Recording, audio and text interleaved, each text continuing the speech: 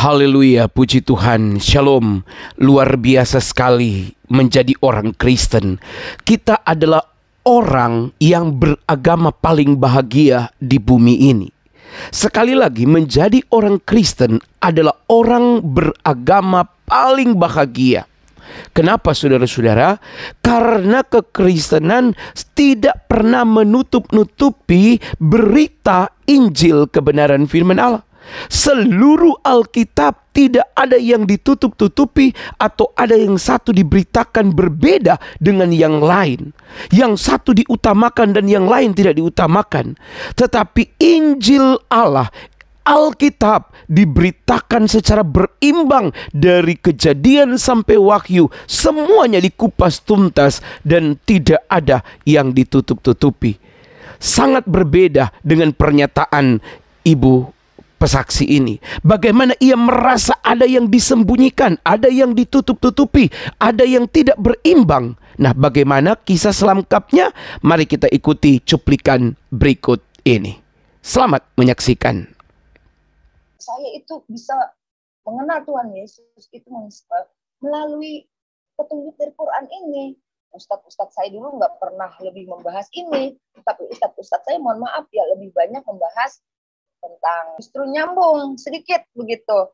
Jadi karena Isa kalimatullah dan Isa itu adalah ruhullah, itu di Quran pun dibahas. Dan saya itu bisa mengenal Tuhan Yesus itu melalui petunjuk dari Quran ini. Dan banyak sekali ayat-ayat Al-Quran yang memberikan sinyal buat saya. Kalau saya tidak mengenal Bapak Muhammad KC, saya tidak bisa ngomong seperti ini, teman-teman. Tidak mengerti, tidak punya bahan untuk bisa ngomong. Saya nggak tahu apa-apa. Jujur, Muslim saya jalan di tempat. Saya cuma bilang, saya Islam, saya sholat. Jadi, di situ lagi banyak lagi loh ayat-ayat di dalam Al-Quran. Jadi, teman-teman sedikit ya. Nah, surat 3 Ali Imran ayat 3 juga, dia Allah, dalam kurung ya, dalam kurung, dia Allah SWT, misalnya. Menurunkan Alkitab, dalam kurung itu Quran lagi tuh. Jadi saya bingung dengan ayat ini. Kepadamu dengan sebenarnya, membenarkan kitab yang telah diturunkan sebelumnya, menurunkan Taurat dan Injil. Jadi mata saya lebih terfokus Taurat dan Injil. Saya bingung. Taurat itu apa? Kalau Injil itu apa? Saya tahunya dulu sekolah itu, Injil itu diturunkan kepada Nabi Isa. Dan Taurat itu kepada Nabi Musa. Begitu loh. Jadi cuman cerita-cerita Nabi. Cuman artinya Taurat ya Musa. Begitu loh. Jabur itu Daud. Begitu. Dulu kan seperti itu. Tapi apa itu Taurat? Apa itu Injil? Total saya tidak mengerti.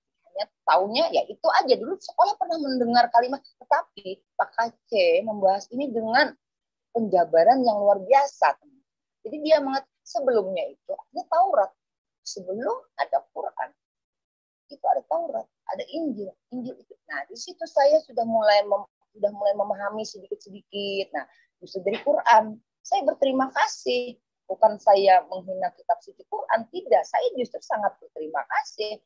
Kalau saya dalam hati saya ya, dengan ayat-ayat ini,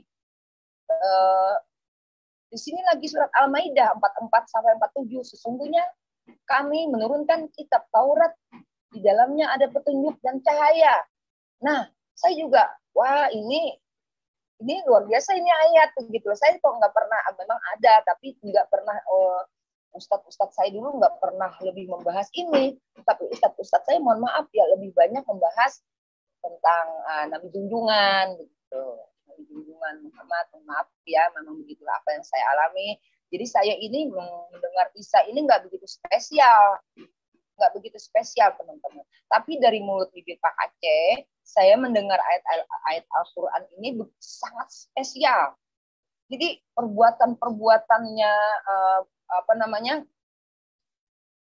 perbuatannya Isa, keajaibannya Isa itu, mukjizat Isa itu tersingkap teman-teman. Jadi saya berpikir mukjizatnya apa? Ini kalau versi Quran ya, memang berbeda, tetapi ya pribadinya itu teman-teman semua sudah tahu ya, tahu aja ya, saya cuma hanya sedikit menceritakan bahwasanya eh, yang Isa itu menghidupkan orang mati, itu semua saya juga tahu gitu loh. Pernah juga membahas di iman saya yang lama itu tidak ya segitu aja, menghidupkan orang mati, tidak spesial. Jadi mengerti ya, maksud saya tidak spesial, tidak tidak me, apa namanya tidak memberikan tafsiran yang orang-orang yang mendengar ini jemaah-jemaah di masjid ini lebih fokus ke situ. Jadi beda sekali. Ini kok satu ayat ini penjelasannya itu sudah hampir setengah jam loh.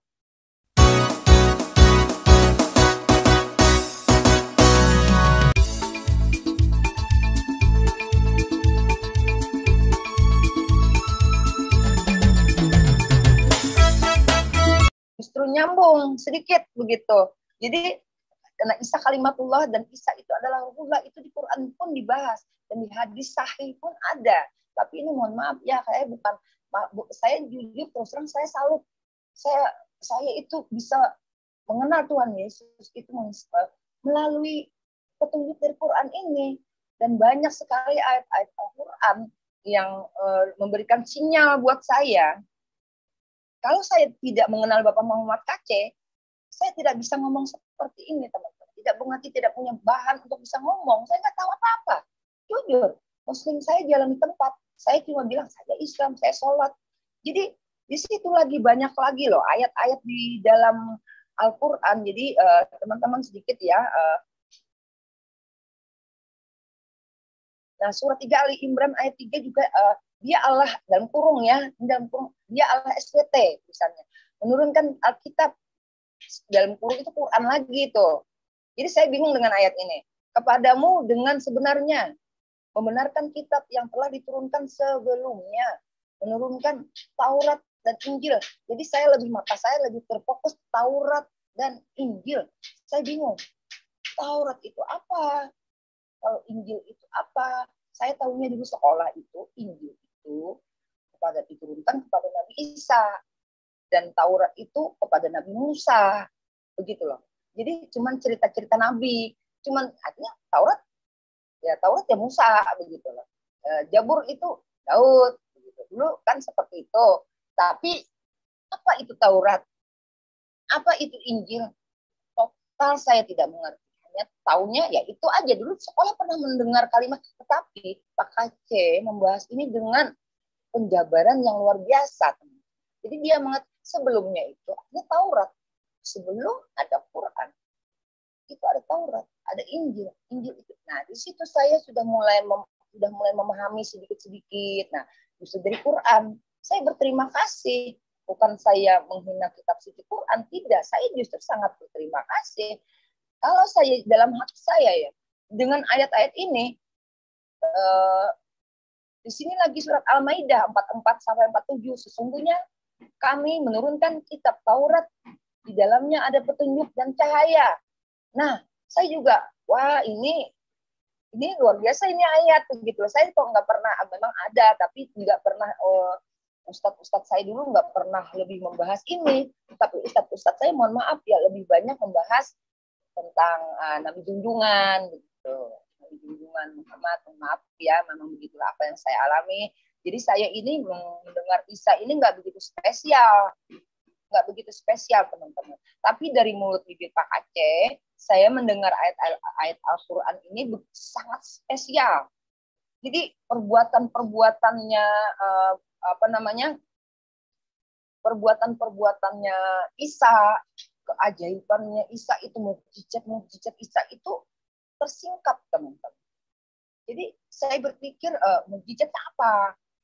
Ini kalau versi Quran ya, memang berbeda, tetapi ya pribadinya itu teman-teman semua sudah tahu ya, tahu aja ya, saya cuma hanya sedikit menceritakan bahwasanya yang Isa itu menghidupkan orang mati, itu semua saya juga tahu gitu loh. Pernah juga membahas di iman saya yang lama itu tidak ya segitu aja, menghidupkan orang mati, tidak spesial. Jadi mengerti ya, maksud saya tidak spesial, tidak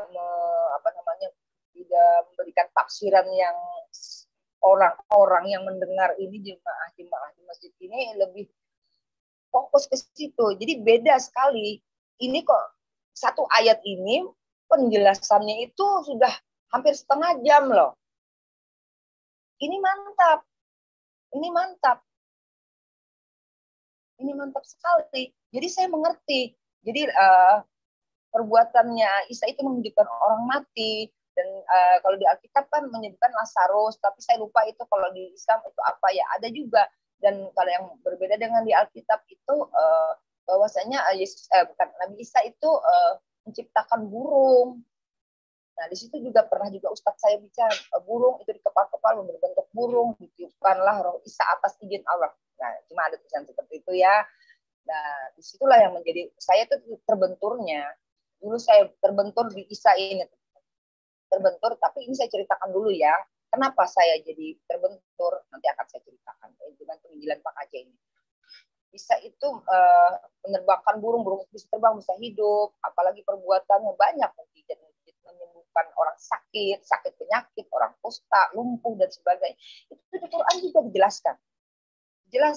Tapi ya sudah sekadar itu aja gitu loh, sekadar itu aja. Jadi sosok keilahiannya Isa ini enggak ya wajar lah, enggak terlalu diangkat. Kalau saya pikir ya waktu itu, seandainya dahulu waktu saya Muslim, sosok keilahiannya Isa ini ditunjukkan, artinya begini loh. Kenapa saya bilang begitu? Coba kalau memahami orang yang bisa menghidupkan orang mati itu perbuatan siapa? Dan akan datang lagi nanti di hari kiamat itu dia datang lagi untuk kedua kalinya itu saya rasa manusia biasa nggak akan bisa. Itu kalau saya memahaminya seperti itu teman-teman. Setelah saya mendengar Pak Aceh, dahulu saya tidak berpikir seperti itu. Cuma hanya sekedar mendengar. Tapi ini saya kok lebih hikmat gitu loh. Oh iya ya, betul juga. Manusia sih nggak bisa menghidupkan orang mati. Manusia sih nggak bisa membuat burung menjadi hidup. Manusia, apalagi perbuatannya di Alkitab sudah banyak disebutkan. Yesus itu menghidupkan Lazarus. Itu kan sudah 11-12 ya, artinya walaupun tidak sama, beda-beda versi. Tapi lagi di situ teman-temannya. Jadi saya tidak berpanjang lebar menceritakan tentang tentang di Quran ini. Saya lagi tarik lagi ke Alkitab saja. Jadi itulah latar belakang saya, maksud saya mengenal di situ. Tetapi saya bersyukur teman-teman. Kenapa jadi saya bersyukur? Kalau saja dari dahulu saya mendengar tentang Isa ini benar-benar diciptakan, saya mungkin dari dulu sudah Kristen. Sudah berpindah saya. Tetapi di saat saya sudah umur 50 lah, saya baru kaget begitu. Jadi saya kagetan. Termasuk kagetan, makanya motonya Pak Aceh itu salam sadar. Jujur, saya sadar sekali. Saya sangat sadar. Benar-benar saya justru dengan sadar itulah saya ingin belajar lebih banyak lagi tentang Alkitab. Nah, jadi di sini teman-teman, kalau di situ teman-teman Muslim benar-benar memahami, makanya teman-teman Muslim ini saya sarankan kalau jangan buru-buru langsung melihat langsung menembak. Saya sering memang banyak ditembak. Tuhan kamu itu kalau dia Tuhan, kenapa dia digantung? Banyak saya seperti itu, pertanyaan klasik ya. Jadi saya itu terjawab dengan penginjilan Pak Aceh. Di situ saya jadi sadar, saya tahu, oh ini kitab kuning yang mengharuskan mewajibkan kita sholat ini bukan perintahnya Tuhan, itu perintah hadis, itu manusia yang membuat. Oh jadi saya sadar. Berarti kalau saya tidak sholat waktu itu, berarti saya nggak dosa, begitu. Jadi saya terbebas dari dosa. Tetapi apakah saya masih tetap di iman lama saya? Itu saya bergumul. Yesus, saya melihat teman-temannya, kenapa jadi saya bingung masih berjalan di tempat. Saya masih bingung antara si Isa dengan dengan Yesus ini, Isa Al-Masih ini dengan Yesus. Mohon maaf kalau saya mungkin kurang bagus tadi berkata. Isa alaihissalam dengan Yesus. Di situ saya bingung sendiri waktu itu ya. Bingungnya kenapa? Sedangkan katanya Isa itu lahir di bawah korma, sedangkan Yesus itu lahirnya di kandang domba. Di situ saya juga bingung. Oh, ada dua sosok pribadi ya di sini ya. Begitu teman-teman. Ada dua sosok pribadi ya. Di situ saya bertanya kepada siapa lagi. Saya kan belum belum tahu siapa-siapa begitu teman-teman. Jadi cuma hanya fokus belajar di Alkitab saja, dan belajar di YouTube karena itu pun di YouTube juga. Jadi di situ saya selain saya membuka saya jalan untuk sudah dalam hati saya ini udah wah luar biasa. Wah berarti saya lebih jauh lagi untuk mengikuti Pak Kace apa-apa. Sebenarnya Pak Kace itu banyak sekali. Jadi saya di Islam pun saya tidak tahu ayat bagaimana Rasulullah itu seperti apa yang saya junjung junjungan kami. Jadi memang beliau menceritakan memang ya kalau menurut mungkin karena beliau saat tersandung masalah kasus itu ya biarlah itu kan Pak Kace yang beliau itu punya talenta untuk ke situ. Kalau saya sih sekedar hanya bercerita di sini batas kemampuan saya tidak mau melebar-lebar.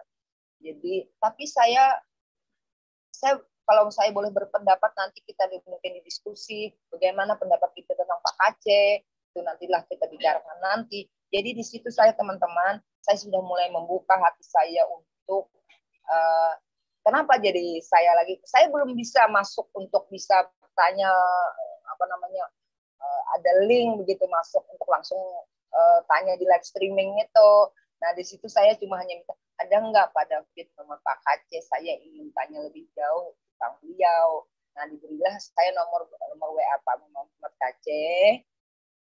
Disitulah teman-teman saya bertanya pada Pak Kace, lebih banyak Pak Kace menjelaskan tentang apa perbedaan Isa, berusaha begini berusaha karena Bapak Kace juga ada banyak pelayanan dan saya mungkin masih belum bisa memahami banyak masalah bagaimana Isa dan Yesus. Jadi saya nguber lagi nih. Dan puji Tuhan ya sekarang zaman udah canggih, saya tidak perlu banyak beli buku teman-teman. Saya hanya bisa apa namanya hanya bisa lihat di YouTube saja, tidak mengeluarkan uang, baca-baca lihat-lihat di Google begitu. Jadi di situ saya teman-teman langsung saja saya melihat penginjilan. Jadi saya sini menceritakan pribadi-pribadi yang merujuk saya ke Tuhan Yesus ya. Jadi kalau memang Pak Kace itulah yang membuka jalan saya untuk mengerti di Quran tentang Isa dan si Yesus Tuhan Yesus ini saya masih bingung. Tetapi saya terberkati sekali dengan waktu itu dengan Bapak Pendeta Esra Soru. Baru saya sudah sadar bahwa beliau menceritakan Isa di dalam konteks Islam. Nah, karena Bapak Muhammad Kace tidak banyak menceritakan perjalanan karena pelayanan beliau seperti itu, jadi ya wajarlah saya kan istilahnya santapan rohani itu mencari lagi di tempat lain. Jadi saya kembali bolak-balik begitu teman-teman. Akhirnya saya ke Pak Esra Soru, saya baru sadar bahwasanya kalau di Quran itu Isa itu membawa ujuk-ujuk dia membawa kitab Injil itu. Itulah perbedaan Isa dan Yesus. Kalau Yesus itu Injil itu adalah Yesus itu sendiri, perbuatan Yesus itu sendiri adalah Injil. Nah, saya baru sudah oh begitu ya. Nah, jadi lagi saya dari dari Pendeta Esra Soru mengatakan bahwa cerita Yesus itu kelahiran Yesus beliau ceritakan dan di Islam ini Yesusnya seperti Isa itu siapa dan lebih saya kaget lagi. Ini jujur saya tidak tahu teman-teman ya. Jadi maka saya jujur sini bilang bahwa makanya kan Al-Quran mengatakan belajarlah kitab sebelummu. Kan Quran udah kasih tahu begitu. Saya sadar lagi ke situ. Oh iya, ternyata kenapa Al-Quran mengatakan belajar kepada Taurat? Karena Taurat itu lebih lama umurnya. Bahasanya begitu loh teman. Artinya yang mohon maaf ya, artinya versi Quran ini kalau saya boleh berpendapat sedikit, tapi kalau saya keliru saya ampun maaf. Oh iya sih baru saya sadar Al-Quran ini kan adanya kan sesudah Nabi Muhammad, yang Nabi Muhammad itu menerima wahyu di Gua Hiro ini cerita ya, artinya sampai adanya Quran ini berbentuk sebuah kitab Quran itu di zaman Khalifah Utsman, itu baru saya mengerti sejak. Jadi itu terkait banyak teman-teman kita, anak-anak Tuhan, penginjil-penginjil yang terkait selain Bapak Muhammad Kace, juga Pendeta Esra Soru yang saya sadar bahwa Yesus itu Taurat itu bukan Taurat, Injil itu udah jauh versi abadnya itu udah jauh begitu teman-teman. Jadi abad itu jauh sekali. Jadi Al-Quran ini baru. Saya ini merasa, wah, kalau saya sih mendingan yang lama aja gitu. Jadi saya nggak mungkin nggak, kalau saya lebih santunnya gitu, nggak, saya tidak ingin menceritakan, tapi sebenarnya saya lebih dari itu dalam rohani saya. Wah, saya mau pilih yang ini, mohon maaf ya, ini saya lebih pilih sih sesuai dengan Quran yang kasih tunjuk, ini belajarlah kepada Taurat. Jadi Taurat yang diberikan kepada Musa, wah, ini saya sadar sendiri gitu loh teman-teman. Ini udah abadnya udah kesekian sekali, dan Isa ini Yesus ini kan, jadi saya lebih fokus ke Yesus saja karena saya berpikir Isa ini cerita versi yang lebih awal gitu. Jadi saya berkesimpulan bahwa kita mengambil berandai-andai analoginya seperti itu. Ini pikiran saya ya, sebuah ukuran itu kan nggak mungkin yang ukuran yang terbaru menjadi ukuran yang lama. Tentunya ukuran yang lama ini jadi contoh untuk ukuran yang baru. Jadi ini mohon maaf, saya mau lebih mencari ukuran yang lama, standar yang lama sesuai dengan kalimat di Quran itu. Bahkan banyak lagi penegasan-penegasan, jangan ragu-ragu. Kan ada juga di Quran, jangan ragu-ragu. Bertanyalah kepada ahli-ahli kitab. Kan sudah dikatakan begitu di Quran. Jadi saya terima kasih. Akhirnya dari penginjilan Bapak Esrosarus sedikit saya dapat mendapat berkat bahwa Injil inilah dan Taurat ini lebih lama usianya. Dia tegas bilang ini original. Memang jadi iya, saya mau cari yang ori. Jujur, mohon maaf, saya mau cari yang ori yang nggak versi-versi gitu. Jadi saya mau cari yang ori. Jadi saya udah fokus saja deh, nggak usah saya pikirkan masalah Isa gitu loh. Saya pikirkan saja ke Yesus. Saya pikirkan saja ke secara alkitabiah gitu. Jadi teman-teman, di situ saya paham, saya telepon lagi Pak Kace. Pak Kace, ya berusaha, saya ingin bertobat. Di situ saja. Oh, Pak Kace langsung haleluya, kata saya ingin bertobat Pak Kace. Kalau saya percaya, saya mengatakan di sini yang bisa menyelamatkan saya hanya Tuhan Yesus. Pak Kace. Jadi saya nih teman-teman yang pemirsa di sini, dahulu saya bangga dengan apa yang saya imani. Itu saya tidak mau menyebut di sini, tetapi ini sosok saya tahu ya, saya kan masih belajar juga. Yesus Kristus inilah yang luar biasa. Dia turun ke dunia, dia merendahkan diri dan sesuai dengan firman Tuhan, dia menjadi daging dan diam di antara kita. Jadi orang satu-satunya yang menyelamatkan yang Tuhan sendiri. Nah, Tuhan sendiri yang datang ke dunia merendahkan diri, mengajari kita gitu. Dia menjadi tauladan supaya berkenan kehadiratnya lagi. Jadi selebihnya saya sudah di situ saja, saya sudah kayak merasa wah, sampai sampai saya belajar lagi, dia disalib, terjawab semua. Dia disalib, dia itu menggenapi. Dia disalib, dia itu menebus dosa-dosa kita. Nah, jadi saya kan merasa yang berdosa, saya dulu kan berdosa nih. Jadi dosa saya itu Yesus lah yang tanggung. Barang saya percaya Yesus, saya percaya Yesus. Karena saya nggak sanggup dengan kemampuan saya. Dengan kemampuan saya itu saya nggak sanggup. Karena dengan hadis dia sudah mengatakan hanya kasih karunia, amalmu, ibadahmu itu nggak bisa membawamu ke surga. Hanya kasih karunia Tuhan. Itu di hadis sahih kan sudah dikatakan begitu. Di hadis yang saya sebutkan tadi. Nah, itu terjawab semua teman-teman. Sebenarnya kalau kita mau belajar, buka hati gitu loh, kosongkan dulu diri kita. Saya kosongkan diri saya waktu itu. Saya nggak memegang kefanatikan saya. Saya merasa saya hanyalah orang yang perlu banyak belajar karena ketertinggalan saya. Begitu. Jadi di situ saya sudah ketemu, wah berarti saya harus ikut Yesus dong kalau begitu. Saya ikut Yesus karena dia sudah menanggung dosa-dosa saya, dia disalib, percaya Yesus saja. Ini kan berdasarkan tahu siapa aja ya. Percaya Yesus saja, cuma mulut saja berkata dia percaya, langsung kita ujuk-ujuk dia langsung masuk surga, itu tidak bisa berosa. Kita belajar Alkitab, kita ingin tahu dulu bagaimana perbuatan Yesus itu. Gitu teman. Bagaimana perbuatan Yesus itu? Perbuatan Yesus itu seperti apakah kita menghidupkan orang mati? Tidak. Yang sederhana yang bisa kita umpamanya, contoh Yesus itu dia nggak mengampuni dosa seperti Alkitab. ampunilah musuhmu. Nah, itu kan kehidupan kita sehari-hari banget ya teman-teman ya, ampunilah. Dan untuk mengampuni itu saya rasa itu adalah pikul salib saya. Untuk bisa mengampuni itu sebenarnya kalau secara daging saya dulu udah saya nggak bisa ikut. Tetapi karena saya serahkan semua di dalam tangan dia untuk bisa mengampuni, saya bisa kok. Kalau contoh ya, bagaimana saya boleh bisa mengampuni?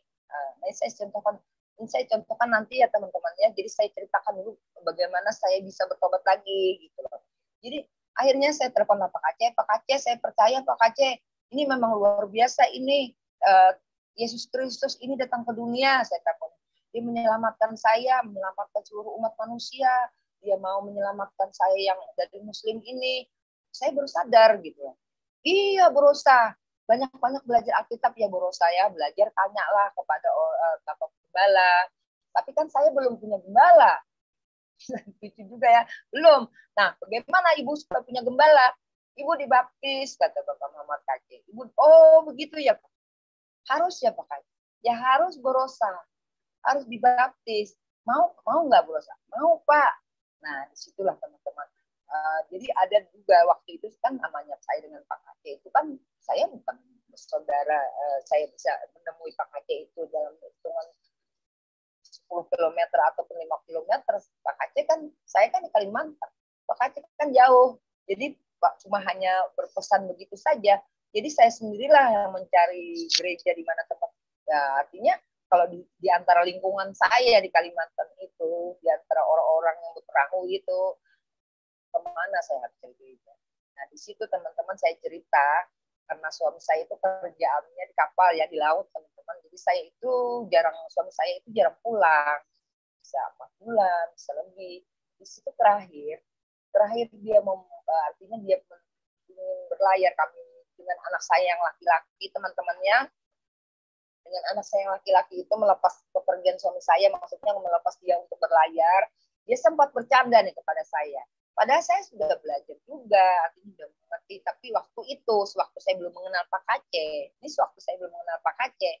dia sempat bercanda. Ini berdua ibu dan anak ini akan saya baptis, kata dia bercanda begitu sama teman-temannya yang Kristen. Saya udah sempat marah waktu itu, waktu saya belum mengenal Pak Aceh ya. Saya sempat marah. Woi kurang ajar kamu, saya masih ngomong gitu, kurang ajar kamu ini mengatakan sembarangan baptis. Nggak bisa lah, anak saya juga marah kepada ayahnya karena saya itu bilang baptis ya teman-temannya.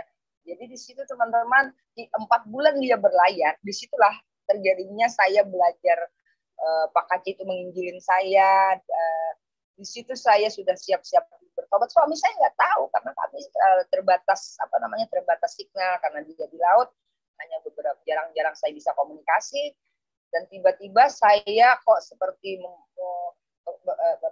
menelepon suami saya, ayah, saya bilang, saya ingin dibaptis. Dia kaget luar biasa teman-teman ya. Dia nggak percaya. Masa kamu waktu beberapa bulan yang lalu waktu saya mau pergi kamu masih marah-marah begitu loh. Saya bercerita tentang baptis, kamu marah-marah dengan anak. Tapi ternyata saat ini kamu ingin dibaptis berdua dengan anak kami yang laki-laki. Nah jadi sebentar ya dia cari-cari informasi gitu loh teman-temannya di mana yang terdekat oleh kampung saya yang bisa kami jangkau gitu.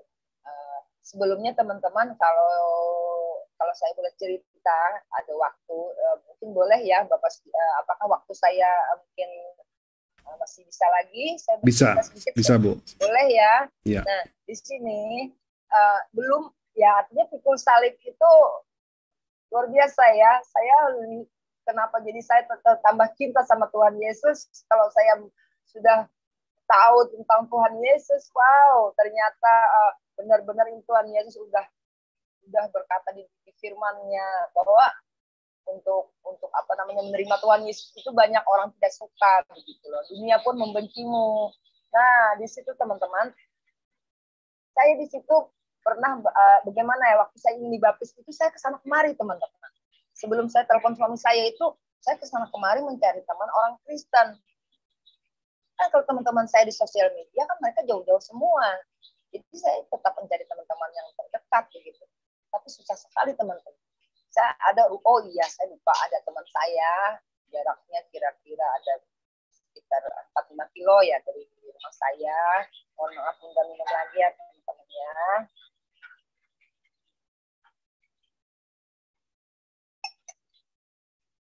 Di situ saya datangilah rumah teman saya yang Kristen itu. Dia memang ya Kristennya, dia memang nggak seperti saya. Dia memang dari keturunan.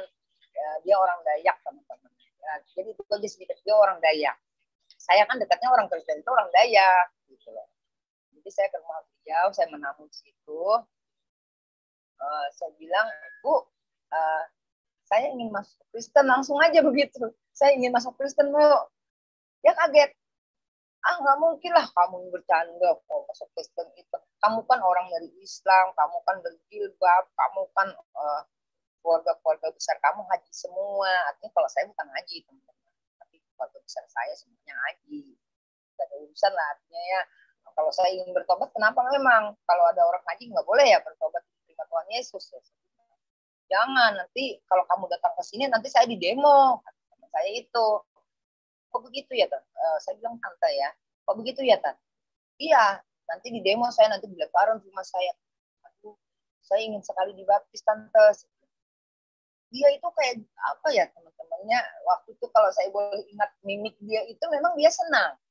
Dia senang. Dia bilang, haleluya, terima kasih Tuhan. Dia senang, tetapi di saat saya ingin menemukan gereja itu mengalami mengalami kesulitan waktu itu. Kenapa? Aduh, sekarang pandemi, dosa. Satu itu, gereja nggak buka. Dan lagi juga, kamu kan ini, saya khawatir ini. Kata beliau begitu. Nanti tiga itulah terjadi, memang orang Muslim kan begitu. Kamu nanti saya kasih ke gereja sini, kamu dibaptis, kamu nanti sering ke sini, atau bagaimana, kamu tanya-tanya tentang Tuhan Yesus. Yang ada saya nanti orang lingkungan kamu bermasalah, gimana ya? Saya sebenarnya ingin juga, senang juga, tapi saya juga bingung. Kata saya kan masih bingung juga waktu itu, karena saya belum tahu sih bagaimana. Oh, kalau saja saya saat ini ada orang, ini saya nggak membedakan dia dengan saya ya, artinya itu pribadi-pribadi ya. Saya tidak mengatakan teman saya itu tidak baik, artinya bagaimana. Kalau saja seandainya ada orang Muslim, saudara-saudara saya datang ke rumah saya, ke pintu saya, dia menanyakan Tuhan Yesus, aduh mungkin saya yang peluk dia. Kalau saya peluk dia, saya menangis, saya memeluk dia, selamat datang dalam kerajaan Allah. Tapi sewaktu itu saya menemukan kesulitan sekali. Memang dia senang, tapi itulah hidup ya. Apakah itu ujian Tuhan buat saya? Apakah saya mundur begitu? Tapi saya keras hati tetap. Saya berkeras, karena di sini kok saya tidak mendapatkan apa-apa. Paling terakhir dia mengajarin saya doa Bapa Kami, teman-teman. Dia catat doa Bapa Kami. Saya bilang, oh ada, cari aja katanya di Google juga ada. Oh iya begitu. Kamu harus apa doa Bapa Kami dulu. Itu beliau ya. Iya Bu, iya Tante. Saya apa doa Bapa Kami dulu. Ya, sudahlah. Kalau memang harus saya apa doa Bapa Kami dulu. Di situ saya rasanya belum mendapatkan keinginan saya itu belum terjawab betul. Nah, sampai saya datang lagi ke rumah beliau, ingin ngobrol begitu. Saya merasa kayak seperti apa ya teman-teman. Saya pikirnya belonjak sekali gitu loh. Penasaran sekali, ingin dulu kan kalau di YouTube kan saya udah biasa melihat penginjilan kesaksian. Tapi saya ingin berkenalan dengan orang Kristen langsung, berhadapan dengan saya, dan saya mungkin barangkali saya boleh pinjam Alkitab begitu. Saya boleh pinjam Alkitab dan saya bertanya sedikit di Alkitab, dia boleh bertanya dan dia menjelaskan dengan cara dia, tetapi saya tidak mendapatkan. Tapi waktu itu beliau mengatakan saya ini ikut lomba berusaha. Justru beliau menceritakan, saya tidak mengatakan beliau tidak baik ya, mohon ampun maaf. Di situ menjadi tolak ukur buat saya. Jadi saya mungkin apa yang saya ambil saat saya sekarang ini, karena saya sudah mengalami seperti itu. Kembali lagi saya bilang, kalau ada orang menanya tentang Tuhan Yesus dengan cara baik-baik, dia ingin menerima Tuhan, dia ingin diselamatkan, bagaimana proses saya untuk menerima Tuhan Yesus, saya akan rangkul dia, Saya akan peluk dia, saya akan ajarin dia dengan cara supaya dia mengerti lah dengan ala-ala kami yang ibu-ibu yang ya pendidikannya terbatas ini, tapi kami ini diselamatkan juga. Kami ini manusia juga, walaupun kami orang pinggiran, kami ingin diselamatkan karena kami manusia, kami layak untuk diselamatkan juga. Jadi saya menceritakan, tetapi saat ini masih belum, teman-teman. Ada orang saudara saya bertanya tentang Tuhan Yesus, ya sepertinya dia ingin buka hati, tapi karena jarak kami sangat jauh dan saya hanya bisa menjelaskan Tuhan Yesus itu sedikit. Saya bilang kalau kamu, ini patut didengar juga ya orang-orang Muslim ya, kadang-kadang orang Muslim itu mengatakan bahwa orang Islam yang ikut Tuhan Yesus tapi bertobat dan ikut Tuhan Yesus, bahasanya pindah agama lah, itu karena cacing perut. Jadi ini terjawab, jadi clear. Kenapa saya bilang clear? Ada saudara saya, setelah saya menerima Tuhan Yesus, tapi nggak lama waktu itu, saya menjelaskan kepada dia, kata dia bilang begini, Rosa, kamu itu diupah ya untuk jadi Kristen, atau kamu diberikan penghasilan, atau kamu diupah sama gereja, atau kamu dapat beras, hidup kamu nanti dikasih gaji, ikut Kristen. Saya tertawa. Nah di situ saya bilang, kamu ingin kenal Tuhan, apa kamu ingin harta? Saya bilang begitu aja. Kalau kamu ingin kenal Tuhan dulu baik-baik, saya jelaskan. Tetapi kalau kamu tanya harta, saya nggak bisa cerita harta. Saya hanya bisa cerita Tuhan Yesus. Tetapi kalau kamu ingin harta, kamu boleh bisa cari orang di kampung kamu yang kaya, orang yang kaya gitu loh. Orang kaya, kamu bisa sembah dia, orang kaya itu. Tapi kalau kamu ingin kenal Tuhan Yesus, dia itu Tuhan, dia itu Allah yang menciptakan kita, yang menciptakan, yang punya napas buat kita, yang punya hidup kita, yang bisa mencukupi hidup kita. Jadi saya bisa menggambarkan, memang banyak saya bercerita sama teman, soal sepupu saya itu. Coba ya kamu, supaya kamu paham dikit nih. Contoh, saya bilang, kamu itu kan pelihara, taruhlah kamu pelihara ayam nih di rumah nih, kamu punya ternak ayam. Itu kamu ya manusia. Kamu tuh jalan kemana, kamu tuh pasti teringat akan ayam. Oh, udah maghrib nih, ayam saya nanti belum makan, belum dikasih minum. Itu kita loh, manusia, sama ternak kita. Nah, saya bilang, tetapi kalau Tuhan Yesus, saya bilang, dia itu Tuhan, dia itu Raja. Kamu itu binatang ya. Artinya kita udah begitu serupa. Itu pun kita terlambat loh ya, kadang-kadang ngasih ternak. Tapi kalau Tuhan, dia tidak akan pernah terlambat. Yang penting kita kenal dia dulu. Kenal sosok dia dulu, sayang. Saya bilang sama saudara saya. Kenal dia dulu, bagaimana perbuatan dia. Jangan kita langsung ikut-ikut ke gereja, langsung kamu berpikir dapat upah. Tidak. Tapi kamu pilih mana? Ikut Tuhan yang memberikan segalanya kepada kamu. Kamu jangankan kamu minta harta. Saya bilang begitu sama dia. Dia kan langsung ke harta. Kalau namanya dia Tuhan, dia Raja. Tapi kamu tuh setia dulu dengan dia. Setia dengan percobaan dia. Bagaimana dia, bukan percobaan, maaf ya. Ujian dia, pikul salib dulu kamu. Setelah itu kemuliaan akan kamu dapatkan. Dia berikan segalanya, doa-doa kamu itu jamah dia.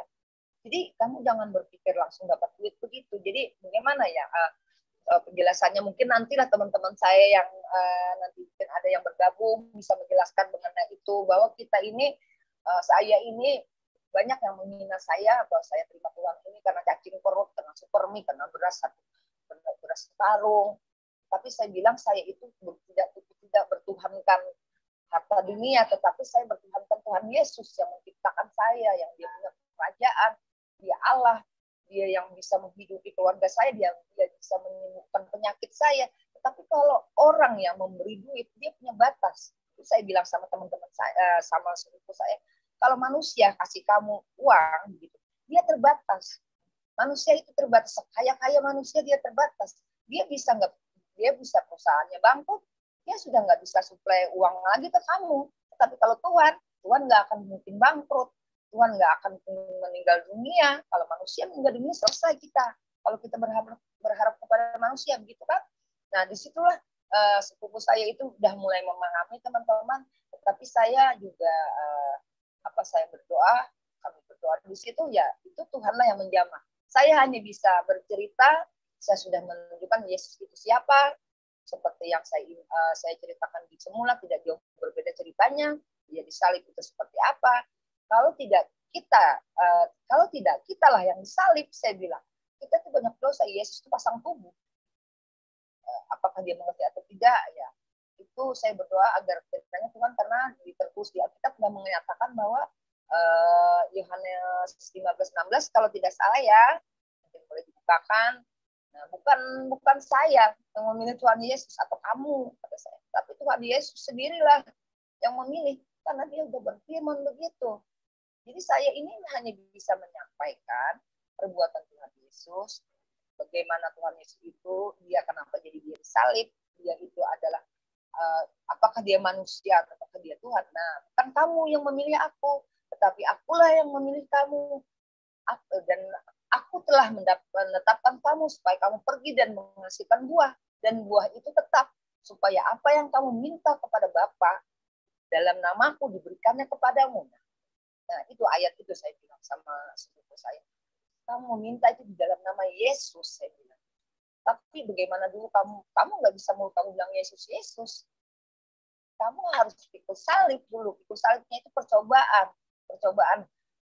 Dan kiranya saya nggak bisa terlalu banyak panjang lebar karena kami dibatasi waktu, tapi saya tidak fokus untuk menceritakan sepupu saya itu. Kembali saya bercerita pembaptisan saya. Di situ nggak segampang yang saya pikirkan. Ada yang menawarkan baptis online, teman-teman saya kembali lagi ya, baptis online. Susah sekali memang benar-benar waktu zaman corona ini ya di tempat saya. Tapi saya tidak tahu di tempatnya yang lain, saya tidak tahu. Susah sekali saya untuk bisa untuk dibaptis. Sampai saya pas ada signal, saya telepon suami saya, dan di situ saya bisa dibaptis. Ada gereja, kan saya bukan orang Kristen, kemana saya harus telepon. Jadi saya di tempat tante itu udah selesai di situ. Saya sempat hanya dipinjamin, saya mau pinjam Alkitab, tante. Ini Rosa ada Alkitab tutup juga, Alkitab usang, kata dia. Ya kamu baca-baca lah, ya puji Tuhan lah. Saya dapat Alkitab itu saat ini masih ada, saya belajar di situ. Tapi beliau belum bisa memberikan saya untuk bisa baptis kemana gitu. Maksud saya tujuannya temenin dong, saya ingin baptis, saya kan nggak ngerti nih, gitu loh intinya. Tapi suami saya sudah menelepon, saya ada gereja yang mau baptis saya, yaitu gereja Tabernakel GBT. Nah, disitulah saya dibaptis. Teman-teman berdua dengan anak saya yang berumur waktu itu masih 11 tahun, sekarang sudah 12 tahun, kami berdua dibaptis. Dan kami buat video waktu itu, kami dan bagaimana setelah saya dibaptis?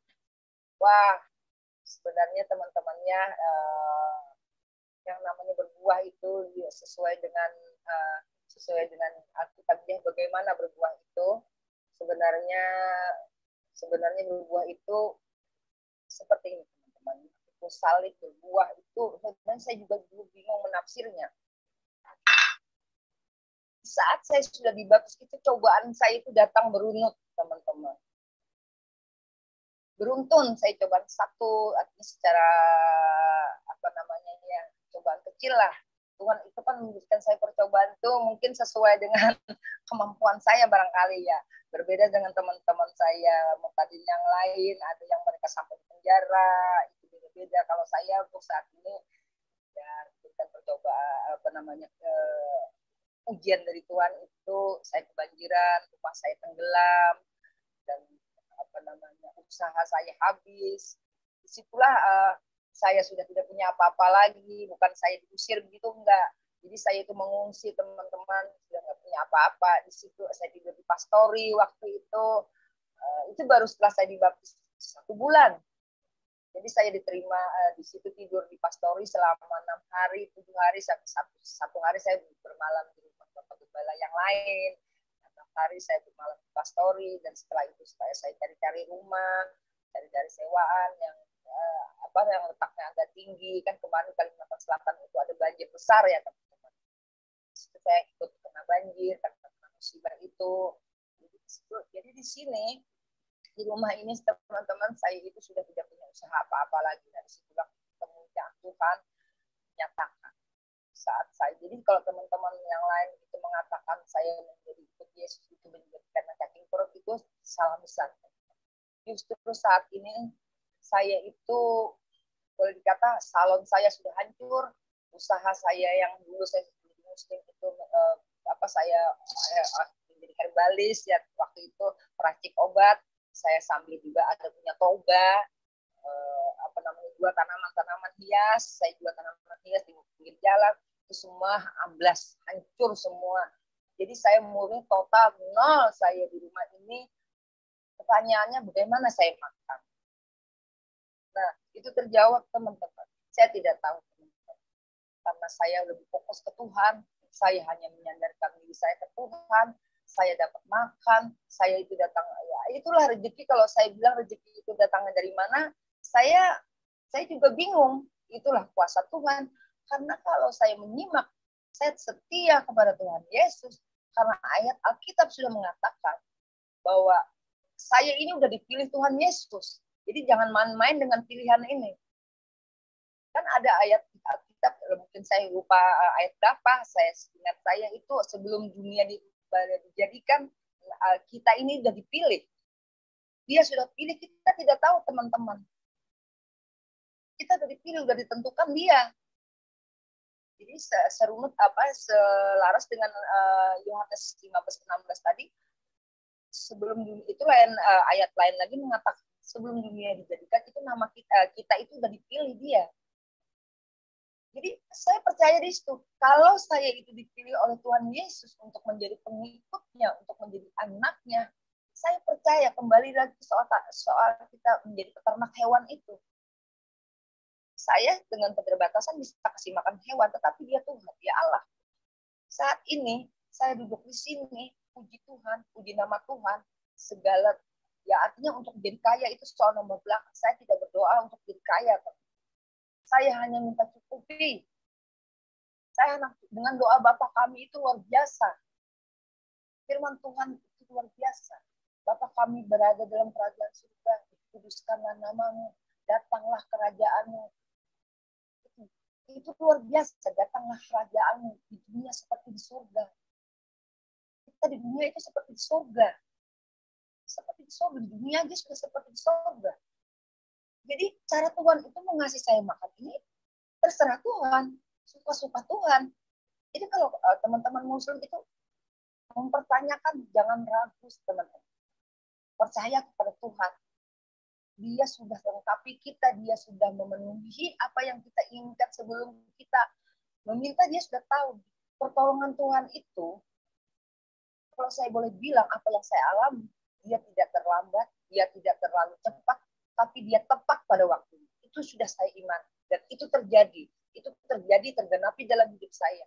Saya saat ini bisa makan, saya mengasihi makan di sini. Ya, bukan saya mengeluh di sini, tapi saya ingin membuktikan bahwa dasarnya Tuhan Yesus benar-benar dasar. Karena saya dulu bertanya, kan jadi pertanyaan saya dari muslim itu, oh kenapa Tuhan Yesus itu dasar? Itu sudah saya alami. Jadi saya sekarang boleh berkata, Tuhan Yesus itu dasar. Kenapa jadi Tuhan Yesus itu dasar?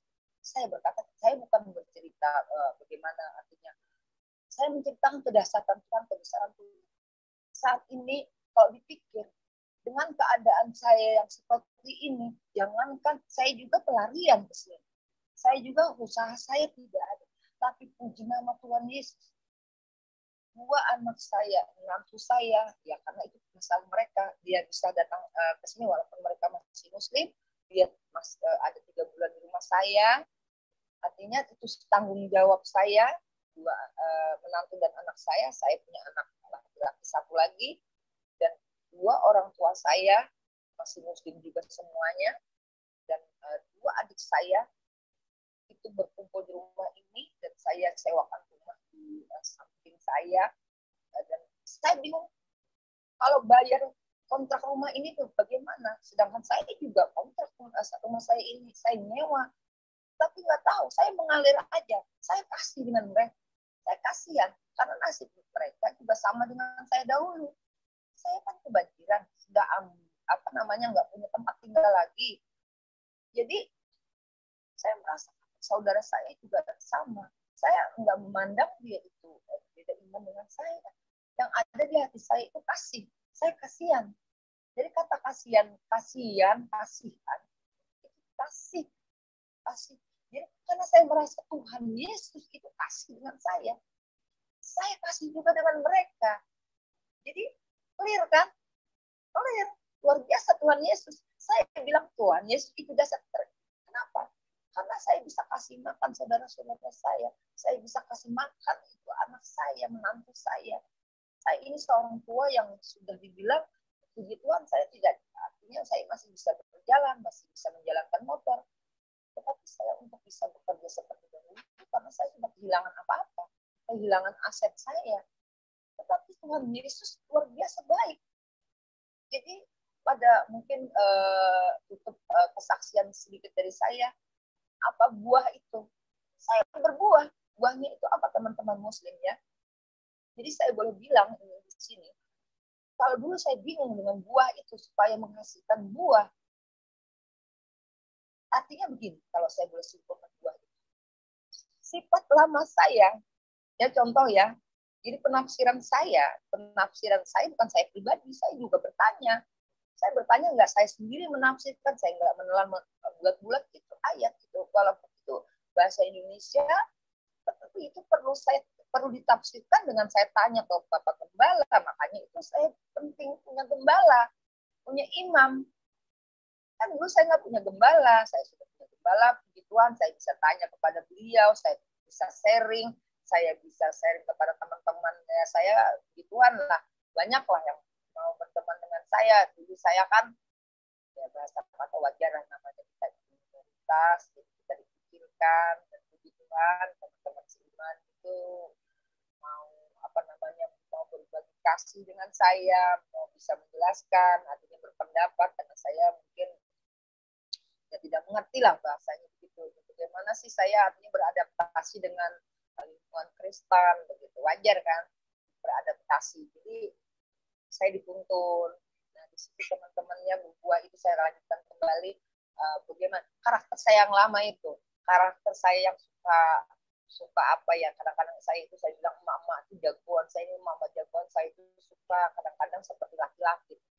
Karena saya mengingat dulu waktu saya saya atlet karateka itu, jadi saya itu nggak bisa panas sedikit.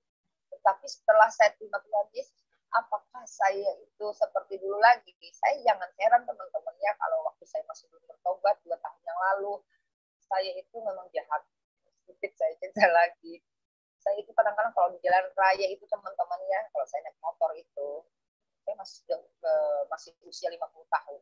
Kalau saya naik motor itu, kalau saya diselip orang dikit aja udah mengganggu saya, gitu loh, mengganggu kenyamanan saya berkendara. Mau itu perempuan kah laki, tapi yang pernah terjadi itu dengan saya seorang ibu. Kasihan juga. Saya teringat setelah saya bertobat, saya teringat mau saya cari kemana orang itu. Nanti saya berdoa, Tuhan ampuni saya, Tuhan saya tidak berbuat seperti itu lagi. Itu saya tendang. Jadi saya itu dia menyelip saya itu udah mau jatuh. Ketika saya marah, saya kejar itu orang perempuan, itu saya uber naik motor, itu saya sempat melakukan tendangan 12, kena pas mentok, kena muka dia, jatuh dia. Saya kabur lari itu seperti kayak dikejar-kejar, saya seperti maling. Saya merasa hebat waktu itu. Saya bisa menjatuhkan orang itu, terlak pas kena muka, tendangan 12 saya itu. Saya saat naik motor itu. Dulu saya merasa puas sekali, saya hebat. Tapi apa buah yang saya dapatkan setelah saya terima Tuhan? Tidak seperti itu. Jangankan saya untuk bisa menendang orang, menyakiti orang seperti itu, apalagi untuk mencak-mencakin orang. Saya justru, bagaimana ya teman-teman? Bukan saya mampu, sebenarnya saya tidak mampu. Saya itu udah terlalu sering di rumah ini teman-temannya, artinya ya wajar lah kalau kita ini terima Tuhan. Saya itu dihina orang itu, kata-katain orang, saya nggak perlu banyak cerita ya, siapa yang menghina saya tidak perlu katakan saya itu iblis lah, saya bangsat, segala macam kata-kata kotor, kata-kata jorok dari mulut itu, saya justru menangis teman. Saya menangis itu dalam artian saya tidak baper-baper di depan orang yang menghina, tapi saya menangis kepada Tuhan Yesus. Sebenarnya kata-kata itu sakit sekali, teman-teman. Secara daging sakit sekali. Tapi apakah saya itu harus melawan dengan seperti dulu? Tidak. Saya pulang ke rumah, saya tutup pintu, saya berdoa, Tuhan, kuatkan saya, Tuhan. Saya ingin melawan, tapi saya tidak mau, Tuhan. Ini saya kekuatan, Tuhan. Saya sedih, Tuhan. Saya terhina, Tuhan. Harus bagaimana saya, Tuhan? Kuatkan saya, Tuhan. Tapi Tuhan Yesus baik, teman-teman. Dengan air mata, dia tahu saya sedih. Saya dikuatkan oleh dia. Setelah saya berdoa itu, begitu saya keluar, ketemu dengan orang-orang musuh saya itu, saya kuat. Saya tegar. Coba kalau saya berdoa dengan Tuhan, dengan ego saya, hancur saya. Tapi Tuhan Yesus baik. Jadi saya bisa itu contoh kecil. Itu kecil, teman-teman. Dulu saya itu kalau saya usaha saya itu abang-abang bangkrut begitu ya, teman-teman.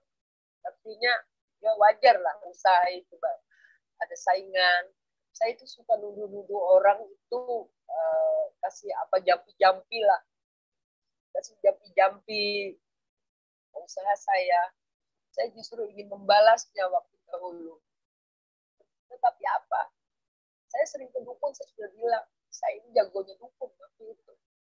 Kalau saya apa namanya mistik-mistik itu, kalau saya belum cerita itu udah apa aja. Setelah bertobat itu saya, teman-teman, setelah saya menerima Tuhan Yesus itu, saya tidak sanggup lagi seperti itu. Bukan karena ada yang marah, beda sekali.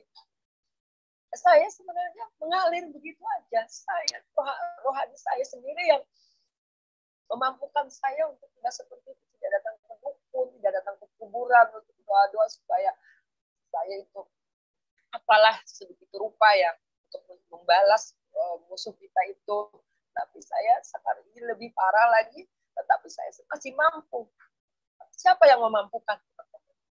Tuhanlah yang memampukan saya. Jadi dulu saya kalau untuk bisa berdoa itu, orang yang menyakiti saya dulu juga pernah disakiti orang, pernah, tetapi saya itu tidak, kan untuk bisa lapor ke Tuhan itu saya sepertinya ragu. Saya ragu, nggak mungkin lah buat saya, jangan-jangan saya mau mendoakan musuh saya, mendoakan baik gitu. Malah saya berdoa itu yang tidak baik, mendoakan kecelakaan lah, kematian lah, saya doakan. Beda dengan saya sekarang, saya tidak pernah seperti itu lagi, tidak pernah saya seperti itu lagi, dan saya tidak berpikir untuk bisa seperti itu lagi. Jadi itu sangat beda. Itulah yang namanya buah. Yang dulunya jahat menjadi baik, tidak ada unsur paksaan. Apakah karena jahat itu pernah penjara jadi baik? Tidak. Itu sendirinya, teman-teman. Bahkan dulu juga saya dengan suami saya terancam cerai. Saya tidak mengerti dulu ya. Itulah Tuhan Yesus mengajari saya satu persatu, teman-teman, yang saya alami di hidup ini. Bagaimana itu pikul salib. Saya dulu juga bingung pikul salib itu seperti apa. Ternyata itu ya pikul salib. Jadi saya sudah memahaminya. Saya pikir pikul salib itu hanya saya yang murtadin saja yang pikul salib. Ternyata semua orang Kristen juga yang anak-anak Tuhan itu juga pikul salib namanya. Saya pikir saya aja yang baru terima Tuhan. Ternyata kita semua setelah saya sudah hampir setahun pikul salib itu seperti apa. Artinya kan saya sudah hampir 1 tahun. Saya juga pernah berselisih dengan suami saya, berselisih sampai artinya tidak sedasar saya yang sudah terima Tuhan. Saya itu sudah hampir mau dibilang mau bercerai ya. Saya juga bingung masalah bagaimana aturan Tuhan Yesus tentang perceraian begitu, teman-teman. Disitulah saya sangat luar biasa sekali yang tidak saya dapatkan di dalam iman lama saya. Saya bingung juga, saya malu bercerita kepada Bapak Gembala juga, saya malu, saya atasi sendiri, saya cuma hanya berdoa kepada Tuhan Yesus. Tuhan Yesus yang pulihkan segalanya, bagaimana bisa pulih? Saya berpikir ya, saya kan masih kesebelahan begitu. Waktu dulu kan saya kalau tidak cocok ini dengan begini suami, ya udah cerai saja, selesai. Ternyata saya di situ mendapat ayat yang luar biasa dari Tuhan Yesus, bahwa kalau seingat saya ya, Tuhan Yesus itu menjadikan kita dengan suami itu jadi jodoh seperti Adam dan Hawa. Yang menjodohkan Adam dan Hawa itu sudah Tuhan Yesus, Tuhanlah yang menjodohkan, bukan Adam yang mencari jodoh, tapi Tuhan yang mencarikan pasangan. Jadi pasangan saya saat ini dengan suami saya itu Tuhanlah yang memasangkan saya. Jadi kalau saya ingin meninggalkan suami saya, berarti saya melawan Tuhan. Saya tidak mau melawan Tuhan. Di situ saya sadar, saya mengerti benar-benar, oh begitu ya. Ternyata memang luar biasa Tuhan Yesus. Dia sudah berfirman, satu daging kami berdua dengan suami dan teman-teman semuanya di sana juga. Satu daging, namanya satu daging, kita nggak bisa dipisahkan, teman-teman. Kita nggak bisa dipisahkan satu daging. Jadi kecuali kematian. Itu luar biasa. Dahulu saya waktu muslim, saya berpikir cerai itu mudah sekali. Cerai itu mudah sekali. Ternyata sebagai Kristen saya memahami, loh bagaimana dengan kalau seumpamanya kan ada selalu sanggahan itu selalu ada. Bagaimana kalau suami kita selingkuh, gitu kan? Bagaimana kalau suami kita melakukan pelanggaran dalam undang-undang perkawinan? Gitu. Saya dulu berpikir kan kita dulu masih berpikir pintas saya itu. Ya cerai, apalagi selesai. Tetapi saya di dalam iman Kristen, saya mengandalkan Tuhan. Saya lapor ke Tuhan. Saya bukan lapor ke pengadilan agama atau kemana. Saya lapor ke tetangga atau saya lapor ke orang lain. Tidak. Sosok pertama yang saya lapor adalah Tuhan. Saya lapor ke Tuhan. Saya ini terhina Tuhan. Saya lapor lagi ke Tuhan Yesus. Saya dihina.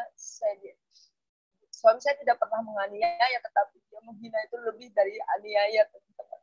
Kalau dia sudah, padahal dia juga anak Tuhan. Kalau dia sudah marah, aduh, bagaimana ya? Saya itu udah kenyang begitu, kalau udah mendengar suami saya marah itu. Tetapi kalau dulu saya sering berpikir, saya sering nyantet suami saya itu, saya sering pukulin suami saya itu dulu. Saya nggak tahan. Tapi setelah terima Tuhan Yesus, saya tahan. Mau dimaki apa juga saya tahan. Saya bersandar kepada Tuhan. Tuhan, mampukan saya untuk mendengar hujatan ini, Tuhan. Mampukan saya untuk mendengar bistaan ini, Tuhan. Sanggupan berada di sini, Tuhan. Pegang aku, Tuhan. Aku tidak mampu, Tuhan Yesus. Tapi saya dimampukan oleh Tuhan Yesus. Saya dihujat habis-habisan, saya tertawa saja. Saya tertawa tapi sudah meneteskan air mata. Dia kan kalau marah itu suami saya juga tertawa, mulut saya tertawa, tapi saya menangis. Di situ teman-teman, saya kalau melawan, saya tidak mau jadi panjang masalah itu. Tetapi kalau saya diam, tertawa dan menangis, senyum menangis, itu dia jadi sadar. Saya juga heran, perbuatan siapa itu, teman-teman. Ternyata setelah dia marah begitu, tidak sampai 24 jam, belum main berkokok. Terus minta ampun maaf pada saya. Pada Tuhan. Kalau saya untuk bisa suami saya boleh minta maaf kepada saya. Dahulu saya saling labrak-labrak. Tapi sekarang saya hanya bilang, Tuhan, saya lapor datang kepada Bapak. Suami saya lah yang minta maaf. Nah, disitulah yang namanya buah saya menahan untuk tidak bisa persoalan rumah tangga itu tidak jadi keruh itu. Itulah dasarnya Tuhan Yesus. Amin, amin. Ya, itulah saya mempunyai Tuhan Yesus. Saya seperti saya dulu. Kalau sudah saya cerai, wow. Tapi saya di situ menyadari bagaimana bisa mampu. Kalau kita sendiri memang tidak mampu, nah itu teman-temannya perlu dicatat, perlu ditafsir benar-benar. Kita memang tidak mampu, tapi kalau kita sadarkan ke Tuhan, masalah hidup keluarga kita, suami kita, atau mungkin pasangan siapa, baik suami atau istri terhadap suami, kalau kita sadarkan kepada Tuhan, kita tidak akan terjadi perceraian, dan suami kita tidak akan mungkin meninggalkan kita, dan kita tidak akan mungkin kawin dengan laki-laki lain. Jadi di situ saja dulu teman-teman, ada pesan artinya saya mohon sebelum saya tutup ini kesaksian saya, minta ampun maaf kalau mungkin ada kita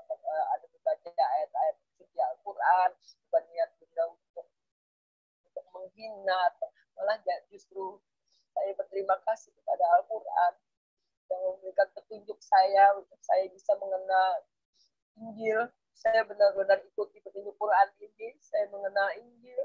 Saya tahu Taurat, luar biasa. Saya terpikat oleh Injil itu. Saya begitu Tuhan Yesus, saya buktikan memang benar-benar hidup saya berubah. Itulah yang namanya buah. Haleluya. Sekiranya teman-teman yang sudah terima Tuhan sejak lama, secara keturunan, kembalilah lagi kepada Bapak. Saya orang dari sebelah yang belum tahu benar-benar siapa Tuhan Yesus. Kalau kalian kan tahu dari dulu, sejak kecil pernah ke gereja, pernah mendengar Tuhan Yesus. Saya sepertinya saya mengatakan kembalilah kepada Bapa.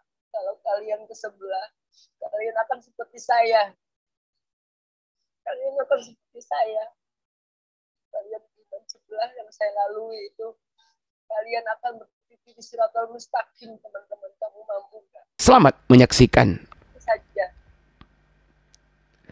Haleluya, puji Tuhan. Saudaraku yang terkasih dalam Tuhan, demikianlah Alkitab mengatakan kepada kita untuk kita harus jujur di dalam mengatakan sesuatu. Karena kebenaran tidak perlu ditutupi, kebenaran tetap akan menang apapun yang akan menghalanginya. Sampai berjumpa lagi kita dalam program acara kami selanjutnya. Tuhan Yesus memberkati. Shalom, haleluya.